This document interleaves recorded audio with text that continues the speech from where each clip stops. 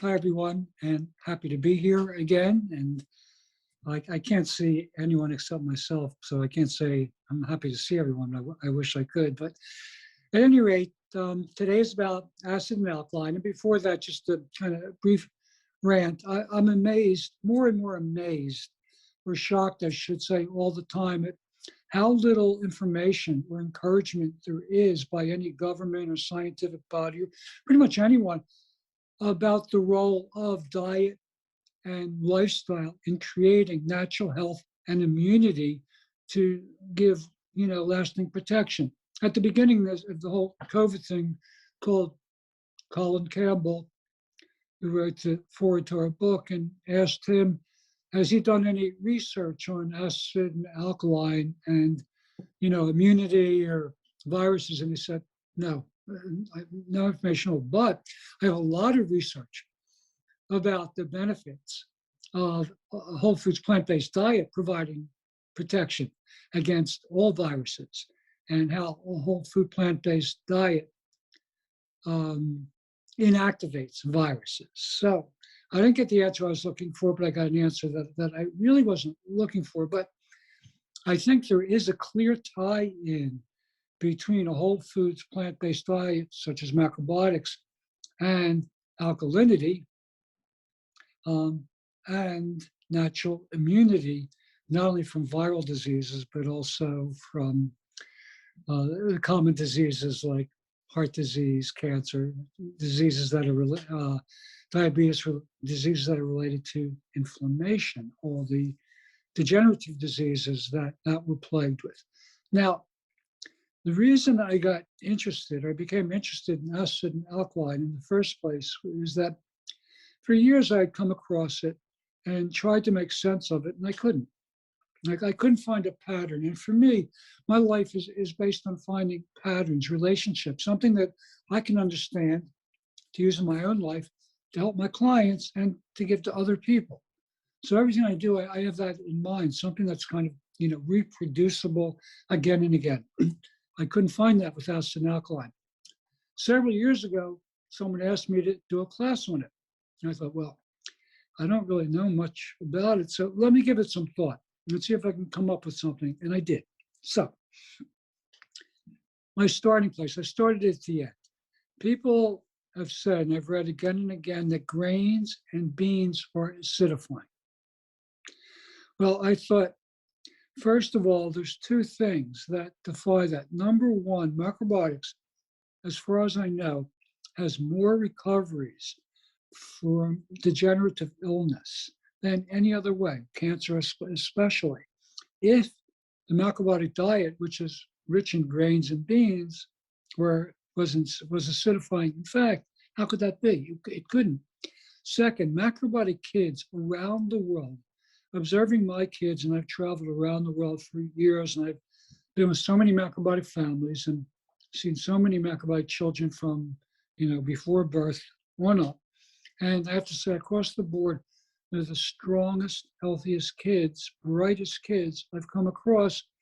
And the idea that macrobiotic kids are smaller than average is completely not true, because most of them are in the top 50% for height and weight. So all of the myths about that, because again, if the macrobiotic diet, in effect, was acidifying, then babies would not be well nourished in the womb. They wouldn't grow up strong and healthy with thicker bones than almost all their friends. So I thought, okay, the way it seems, something has to be wrong. So I thought, okay, how can we look at this in another way? And then I got this idea. That is, if we think about ionization, ions, so positively charged ions, particles coming in to the earth, called positive ions. And positive ions make us feel dark, depressed, exhausted, tired, negative, whereas negative ionization, ions moving away from the center of the earth, allow us to be natural. We feel up, we feel bright, we feel energetic, we feel positive. In other words, all the characteristics that we experience when we're alkaline. When we're alkaline, we have a can-do attitude physically and mentally. We have good vitality. We have good resistance to disease. We have natural immunity. We have good digestion. We have good absorption, good nourishment, good oxygen. So all these things. And when we're more acidic, then it's the opposite. We're dark, tired, depressed. We're deficient. We get sick easily. So I thought, to me, then there's a clear correlation with ionization. Now, negative ionization is created by natural movement. So if, waterfalls are revered throughout the world, throughout history. Why? Because moving water generates negative ionization. If you ever had the chance to go to Niagara Falls, it's amazing, beyond amazing, or any other of the great waterfalls. When we're by a mountain, everybody loves moving water, the mountain stream, the ocean, moving water. When you're in the woods, the wind through the trees, again, negative ionization. So I started to see a pattern. Then I discovered something years ago in a course that we used to teach, our year-long course. Now we call it the advanced course. There was this young guy in there, and he always liked to, try to catch me in things. And I said in a class, we all breathe our own oxygen. We all breathe our own air. And depending on the quality of our blood, we attract either more oxygen or more pollution. He said, that's ridiculous. I said, well. Years later, I got a letter from him. He's a pre-med student. He said, I just made a great discovery. All these years, I tried to prove you wrong, and actually what happened, I ended up proving you right.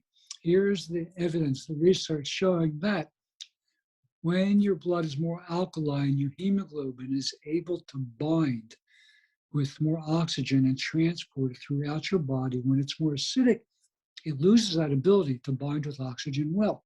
Okay, another key of why when we're mildly alkaline, we have better health and better immunity and less inflammation. Okay, so 1 is acidic, 14 is alkaline, 7 is neutral. Our blood is meant to be mildly alkaline. Okay, about 7.4 average, 7.3, 7.4.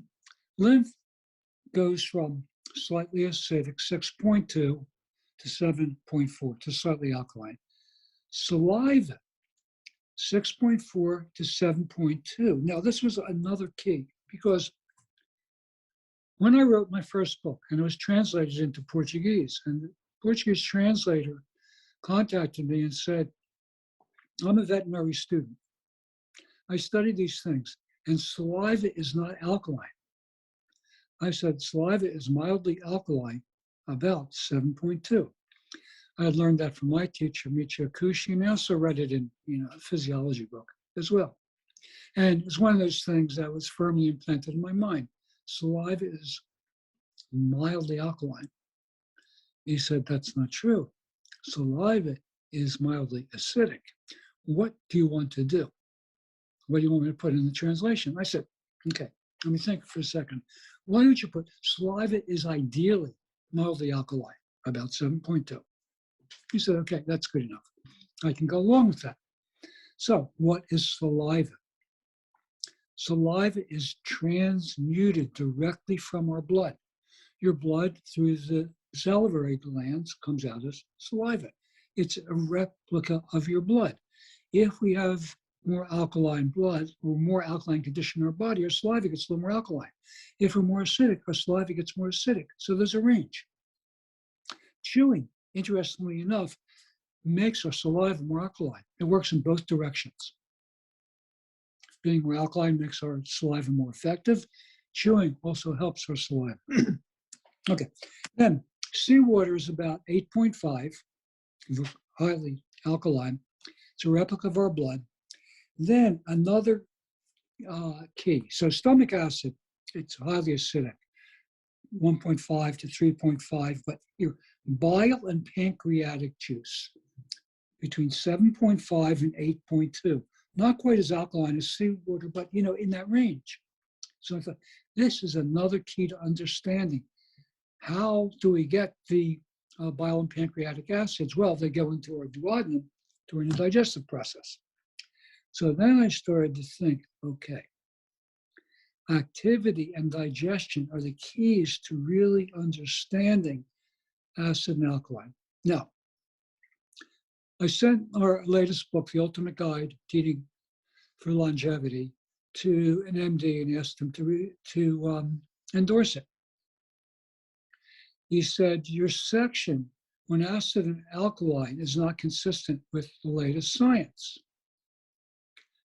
I said in the beginning of that section, I'm not an MD, I'm not a medical professional. This is my understanding and reinterpretation of acid and alkaline to help my clients. And it's proved to be effective over the years. He says, I'm sorry, it's not in line scientifically. I can't endorse your book. Well, my longtime experience is that science comes around to endorse macrobiotics sooner or later. It usually takes 40 or 50 years. So what we're going to talk about today is not scientific. It's not backed by science, but I feel very strongly that this is solid, that you can rely on it. And one day in the not too distant future, all of a sudden there's going to be some research validating what I'm saying. Okay. Even if it's not, it works. So in either case, all right. So the reason I couldn't understand it, when I looked at the list of acid and alkaline alkalizing foods, they didn't make sense according to yin yang. Now I figure macrobiotics uses yin yang for interpretation, for balance, for harmony, for our lifestyle, for creating change.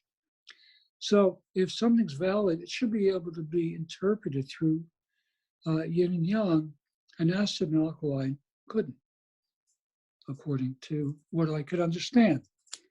So let's look at the digestive process. Actually, let's look at the pattern first.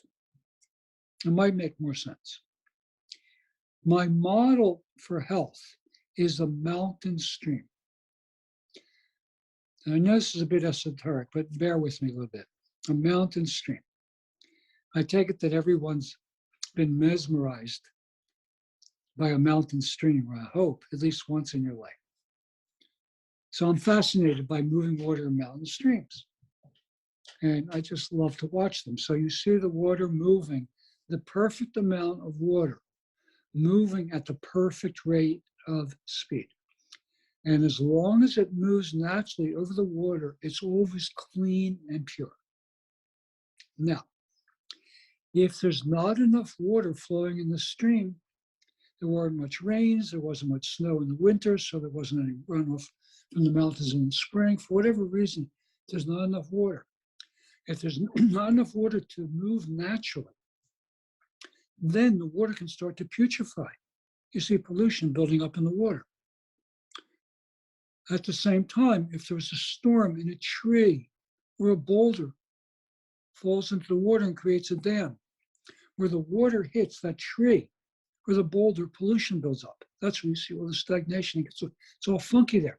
But the area where it can flow is still clean. Again, the boulder or the tree is interfering with natural movement. Conversely, let's say we had huge snows in the winter, the spring comes, there's a melt, a huge runoff, the streams get flooded. There's too much water moving with too much force. What happens? It erodes the banks. It stirs up all kinds of pollution. The water gets dirty. It's not clean and pure. When we have the natural amount of water moving at a natural rate of speed, it's always cleaning, renewing, purifying itself, alkalizing itself, and re-nourishing itself, because when it moves naturally, the water goes into the underground streams. And in those underground streams, you have bacteria, you have microbes, you have primitive life. They're filtering, cleaning the water. The same like mussels filter the water. Very similar process. So the water, when it moves naturally, goes in these underground streams, Then it comes out and it joins with the main water, clean, renewed, and renourished.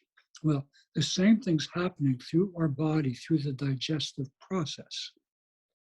So the magic is happening where you can't see it in nature, and the magic in our body is happening where you can't see it deep in our digestive system. It's almost in the same way. So the digestive process, okay. Our body is meant to run on, our body runs on glucose.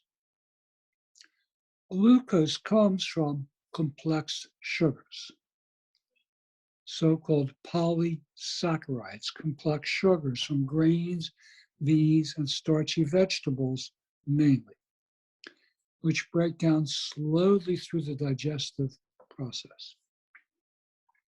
So when we're eating a whole foods, plant-based diet, such as macrobiotics, and eating a variety of grains, beans, vegetables, together with some seeds, nuts, and fruits, naturally fermented foods, we chew the food, it becomes mildly alkalized in our mouth.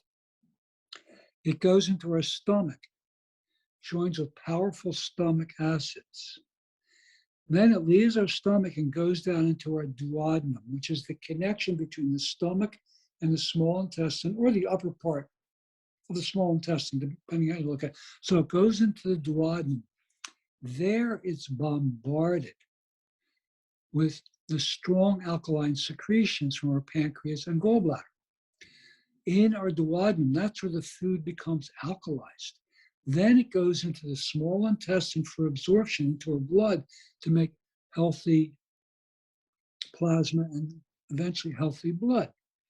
So when the food goes completely through our digestive system, through our duodenum, absorbed in the small intestine, final absorption and digestion is in the large intestine, it's absorbed in a way that makes strong, healthy alkaline blood. However, if it goes into our bloodstream somewhere between our mouth and our stomach before it goes into the duodenum, it creates an acidic condition. What foods go directly into the bloodstream? Well, we know, just think about it. If you put sugar on your tongue, how long does it take to get into your digestive system? Just think, till you feel the effects of the sugar. It's almost instantaneous. Well, what about alcohol? It's almost instantaneous. You take a sip of wine, swirl it around, you're already absorbing it. It's going in. Simple sugars are absorbed very quickly into our bloodstream, creating an acidic condition. You find carbohydrates, simple sugars, alcohol, things like that. However, there's another category of food that also is absorbed very quickly. Not all of it, but a portion of it, that is animal and dairy foods. The fatty portion goes into our blood very quickly. So for example, and I haven't done this myself, but I've been told by science friends or MD friends, if you take a vial of your blood, look at it, it looks very nice, nice red. Well, go to McDonald's or Burger King or Pizza Hut or fried chicken or whatever, fast food, high fat food, and you go eat a meal. And then, 15, 20 minutes later, go draw some of your blood again. It's not going to look the same. You're going to see it's going to be murky. You're going to see all the fat in there. In other words, it's creating a strong acidic reaction right away. Now, what's the pattern from that? The pattern is what we call balanced foods in macrobiotics. All the grains, all the beans, all the vegetables we recommend, the seeds, the nuts, the fruits, natural fermentations, mild beverages, they're all mildly alkalizing. These are balanced foods in terms of yin and yang. However, the extremes, extreme yin, simple sugars, alcohol, refined carbohydrates, and extreme yang, meat, poultry, eggs, cheese, these are all highly acidifying. So in the same way, natural movement itself is alkalizing. Extreme movement, in other words, if you sit around all day, if you're in front of your computer all day, you watch TV all day, play video games all day, whatever, if you sit all day, you get acidic. If you work too much, you also get acidic. Professional athletes have weak immunity. Most of them get sick when other people don't. Like with COVID, one person got it, spread to the whole team. Why? Because excessive activity, they're training for professional sports, they're overtraining. So normal activity, sports, fun, challenging yourself is alkalizing. Doing nothing is acidifying. Doing too much is acidifying. A natural breeze is wonderfully alkalizing, negative ionization, but a storm is not. A storm is not, it's threatening. So the extremes, whether it's an activity, the weather, or food, are acidifying, whereas balanced things and things that move naturally are alkalizing. And this is across the board. So now the question is brown rice, as a lot of people say, acidifying? Well, the answer is yes or no, depending. If you cook good quality brown rice properly, the way we recommend, you sit down, you eat slowly, you chew well, so it moves naturally through your digestive system, it's alkalizing. However, if you don't chew it and you eat too much, can it move through your digestive system naturally? Well, the answer is no, it can't. It becomes more acidifying. If you overeat anything, so it can't have natural movement through your digestive system, it becomes acidifying. That's across the board. George Osawa said if you chew a food enough, it becomes alkaline. So if you chew a food 300 times or more, which he tried to demonstrate, anything, you can make anything just about alkalizing if you chew it enough. So anything can be acidifying or alkalizing. So one of the things we've done in the SHI approach to macrobiotics is change the proportions. Originally, macrobiotics was a high grain diet, high rice, high grain, low vegetable, twice as much grain as vegetable. We changed it, equal grains and vegetables, or more vegetables and grains, so food can pass through the digestive system more smoothly. This is for people, for modern people. We don't live outside. We don't have a lot of contact with nature. Most of us don't have good physical activity or really active, challenging lives, in the 4 seasons.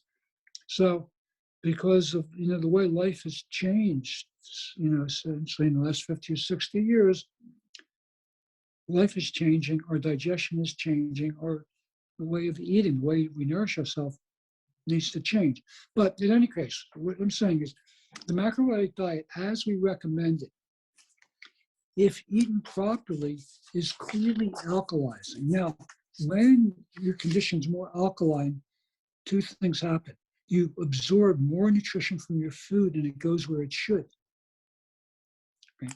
And as I already mentioned, your blood, your hemoglobin can transport more oxygen. In other words, you get well nourished, which is another reason why we've changed in our approach. More how you eat is just as important as what you eat. These two, they can't be separated. In other words, macrobiotics, as we recommended, is more of a lifestyle. So we're trying to create natural movement in every way.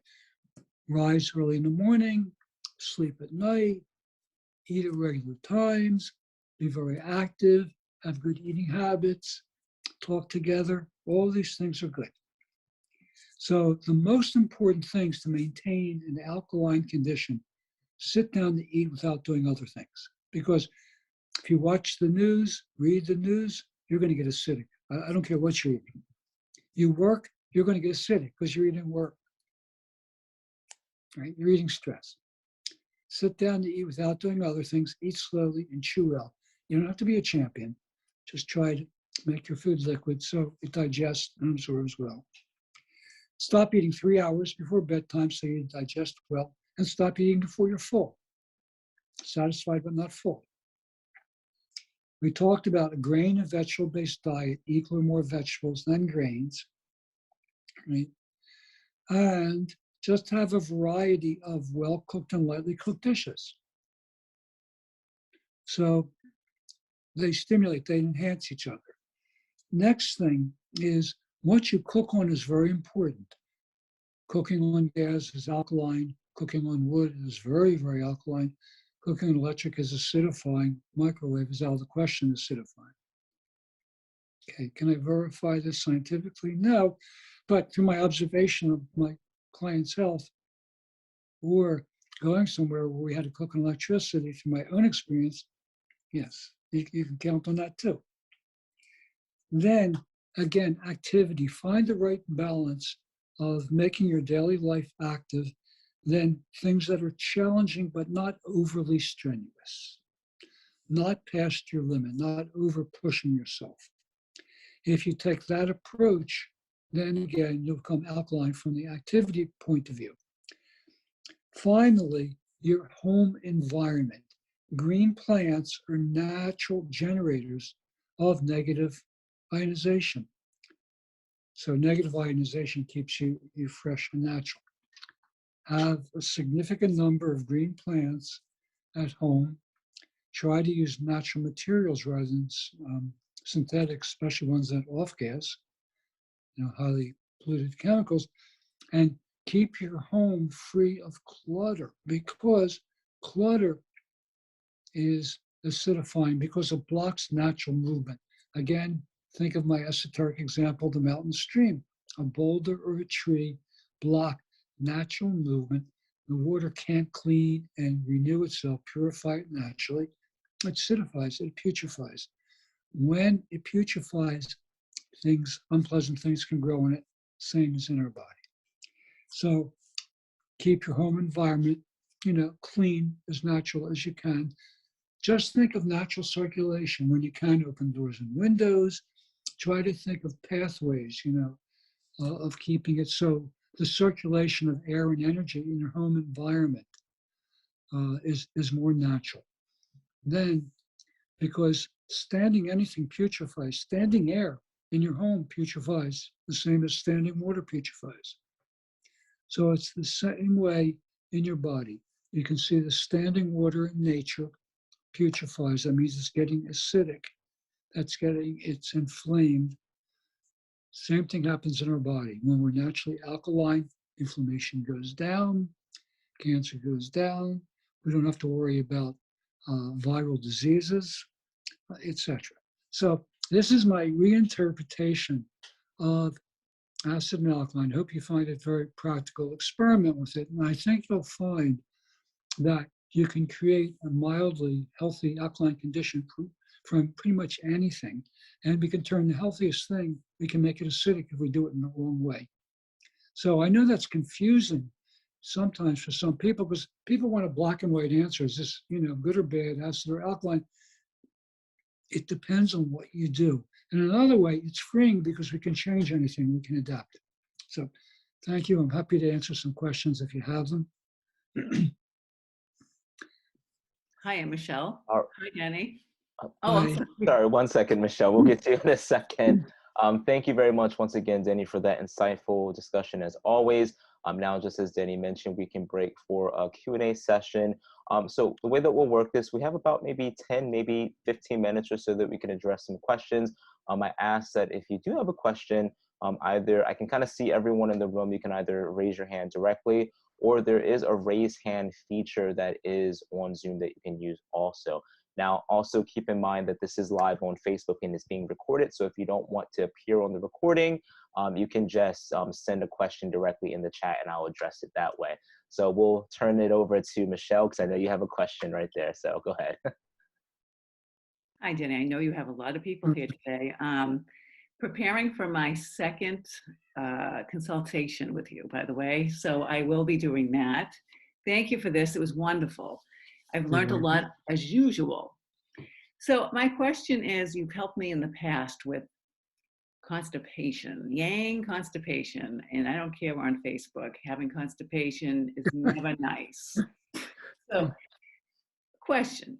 So I followed what you told me to do. So I was having regular morning golden banana bowel movements. And now all of a sudden, I feel like I'm not eliminating it all anymore. Any quick tips on, am I becoming acidic? I know I'm probably becoming too yang, that's what I'm thinking. Right. Yeah. So if your condition becomes too young, that means too contracted. It interferes with the natural flow, natural movement. So either your diet's becoming too repetitive, or you're using too much salt or seaweed, or not enough lightly cooked, refreshing dishes, quick steamed greens, blanched vegetables, raw salads, things that like that, light, refreshing things, just to relax your internal condition. And by the way, you look totally different, like a different person. That's Really. good. I'm also drinking sake right now to celebrate you allowing me to have alcohol. Okay. Efficient. Enjoy it. Thank you. So, I'll cheers. see you soon. Thank you. Thank you. We have a question here in the chat. It asks, how do you tell if you are acid or alkaline via pH strips, testing saliva or urine? You know, I'm sure they're accurate. I've heard they're accurate, and believe it or not, I've never tried them. I thought I should try them, and maybe at some point I will, but I don't really have any experience.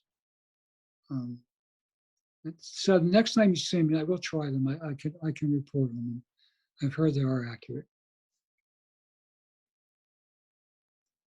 All right, thank you. Our next question that we have asks, can eating a moderate amount of fruit, such as a handful of grapes, every day keep your blood alkaline rather than getting too acidic? Again, that's not one thing, it's your overall diet. So we recommend grains, beans, vegetables, seeds, nuts, and fruits. Vary them, change them. So as long as you vary what you're doing, it's always interaction. I recommend a grain and separate vegetable dish at every meal because they enhance each other. So if you're just eating fruit, that's one thing. If you're eating fruit as for part of a varied plant-based diet, it's another enhancement. It adds to your alkalinity.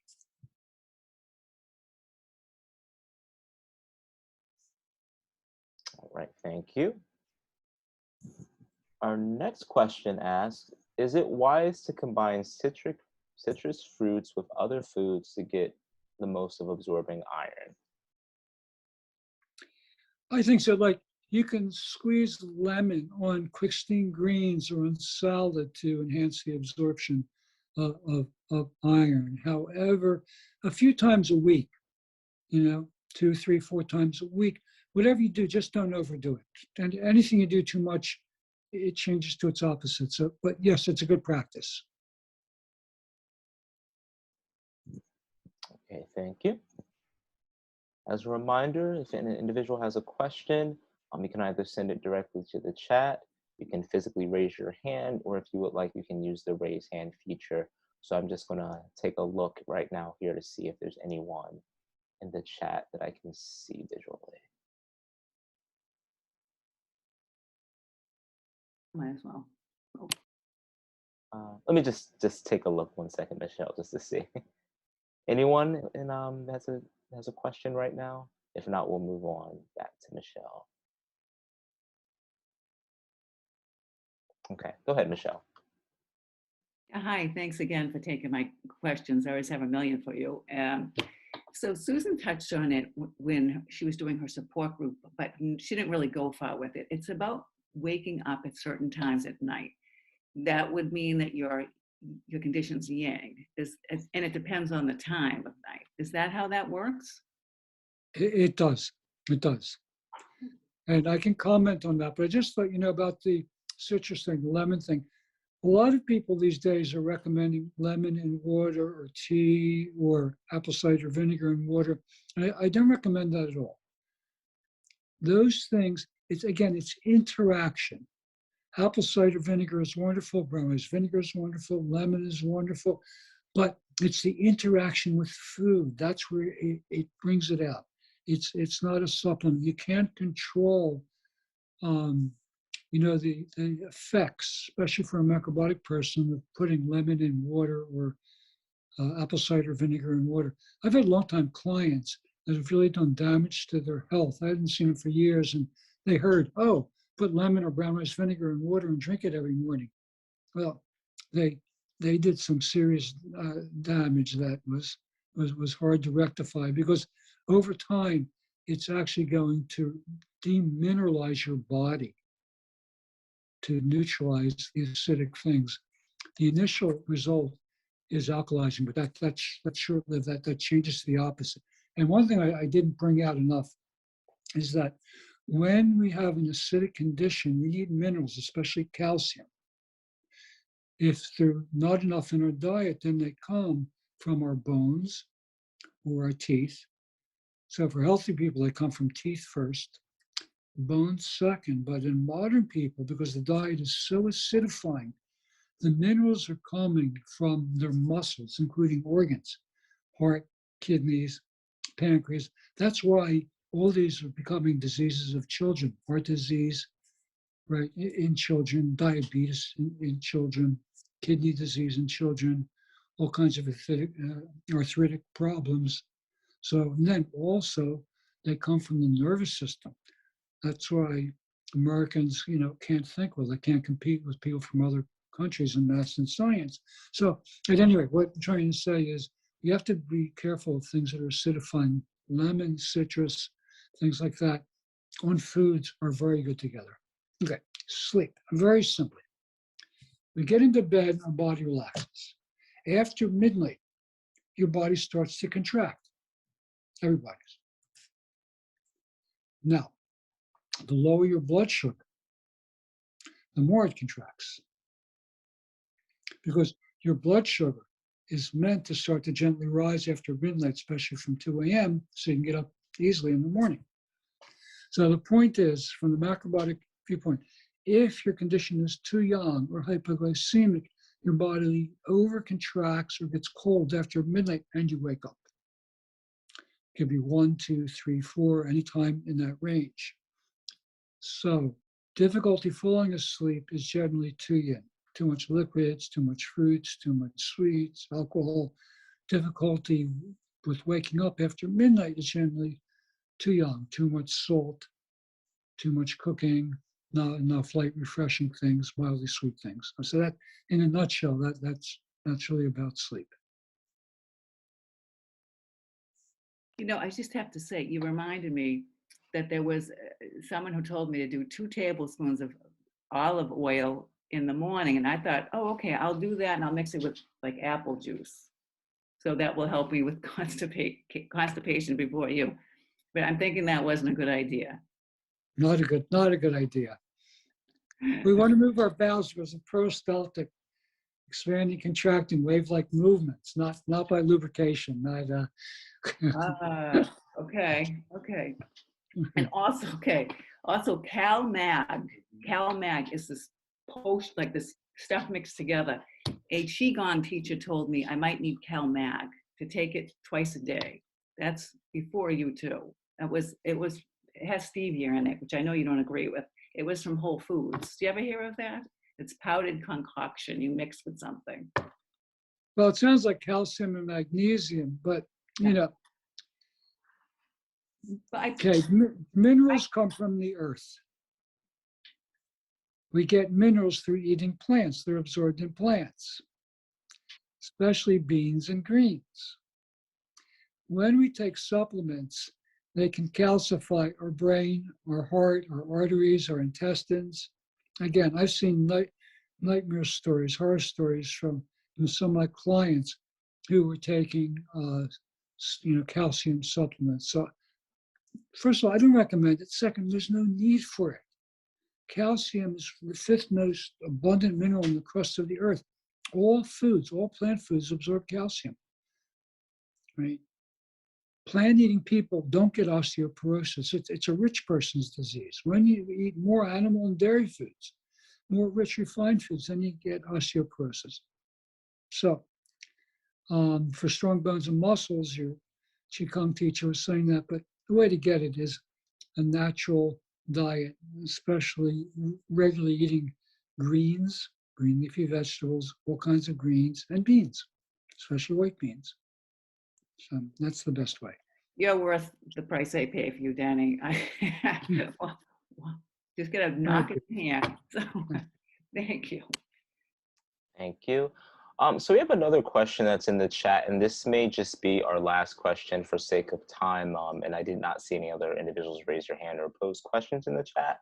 So I'm going to just read this here. It asks, what about the pH of water? most filtered water becomes more acid since minerals and impurities are getting filtered out and leave acidic water behind.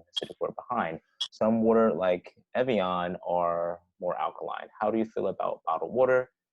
How do you deal with the acid producing filtered water? I don't know if you want to dissect that bit by bit or Okay, natural movement. There's no regulation on bottled water. It's not a good, there's a great documentary called Tapped, Tapped, Tapped. It really exposes the whole bottled water industry. However, filtered water we do recommend, and we've used a Berkey filter. It's a gravity filter for many years, and it takes out all the impurities, including plastics and pathogens and everything like that, but it doesn't disturb the minerals, so it doesn't change the mineral balance of the water. It doesn't make the water more acidic. So we'd recommend get Berkey or a similar type gravity filter system. There are also whole house systems that use the same type of technology that don't acidify the water, but take out the impurities, the things that you don't want in it. And again, it's moving water that's much more natural. I know city water is absolutely terrible beyond imagination. I wouldn't wish it on anyone, any city water. I mean, if a city says, "Oh, we have good water," it means it's not as poisonous as someplace else. Really, how you interpret it. So, you do want to use filtered water. Water is an important nutrient. We drink it, we use it in cooking, we bathe with it in every possible way. So, get a good source of filtered water for minimum drinking and cooking, and if you can, for your whole house. Thank you all. Bye. Good night, Take everyone. care. Nice to see everyone. Bye-bye.